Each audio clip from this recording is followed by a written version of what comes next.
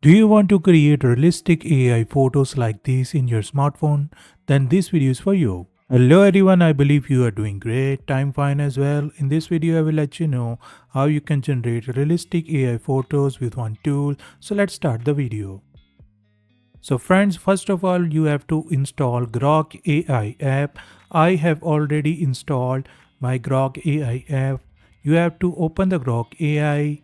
Then you will see this kind of interface. Over here you can enter your prompt or you can generate prompt from ChatGPT as well.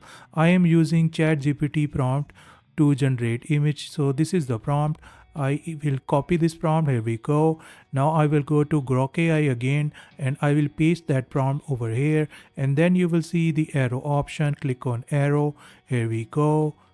Then processing will start. By the way, Grok AI generates photo with very fast speed. And here we go, image has been generated and look at the quality of the image, and image looks very good.